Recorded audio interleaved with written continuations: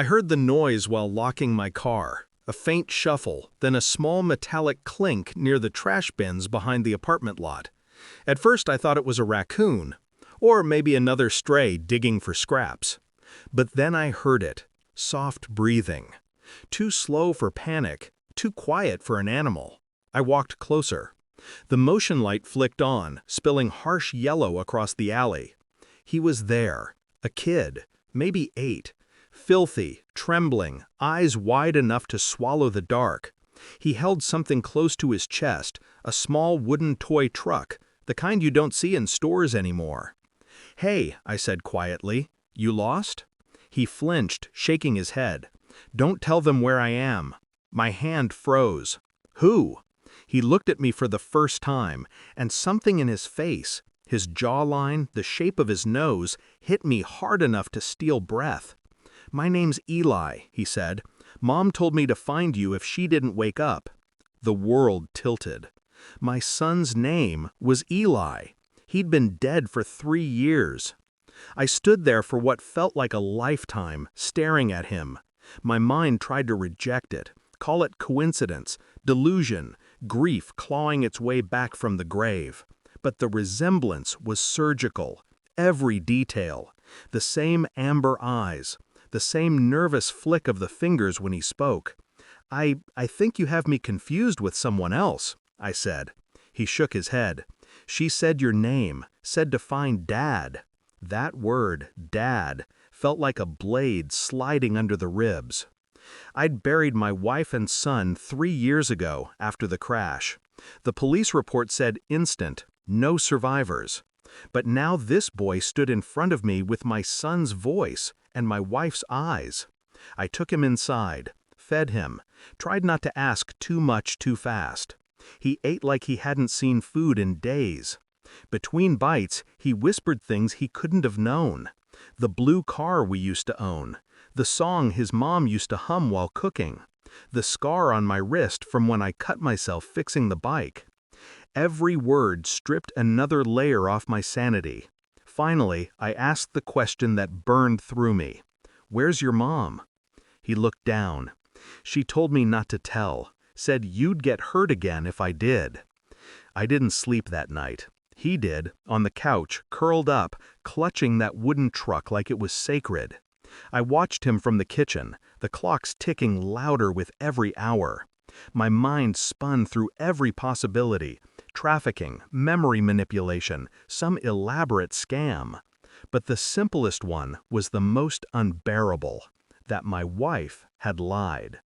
The next morning, I called the detective who handled the crash, asked if the bodies were ever DNA verified.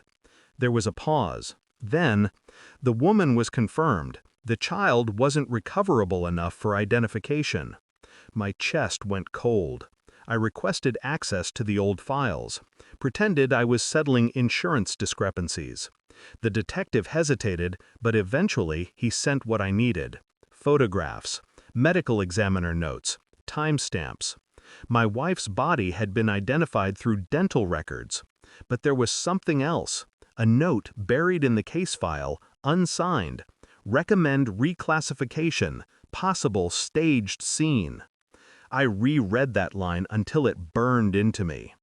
By evening, I drove to the old crash site, a stretch of forest road long since repaved. I found nothing but soil and silence. Except, half a mile in, I saw it, scratches on a tree trunk, initials carved faintly, M plus D plus E.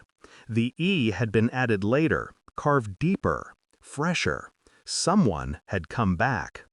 I took Eli for a DNA test under a fake name. The results came back in 3 days.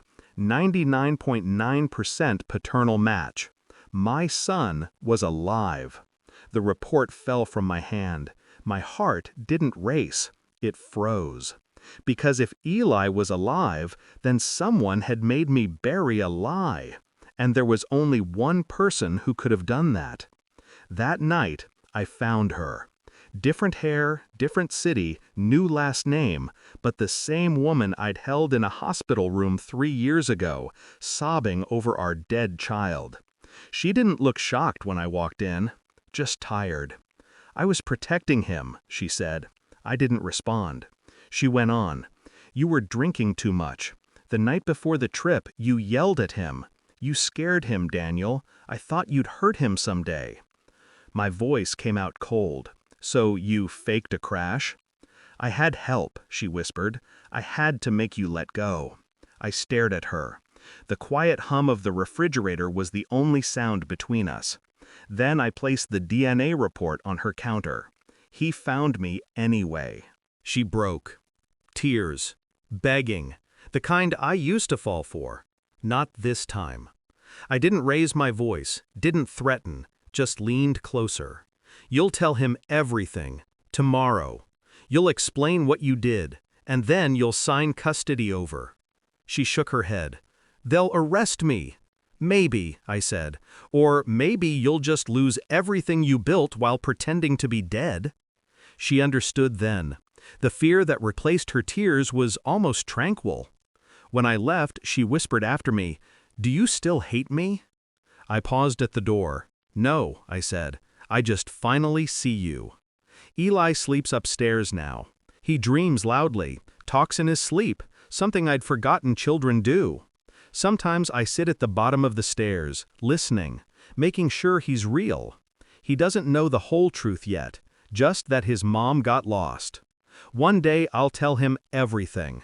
But not now, not until he's strong enough to understand the weight of resurrection. I look at his toy truck on the table, the one he carried that night behind the trash bins. It's carved with 3 letters underneath. E-D-M. Eli, Daniel, Marie. Our family resurrected in splinters. I run my finger over the wood and whisper, "Welcome home, son." Then I turn off the light.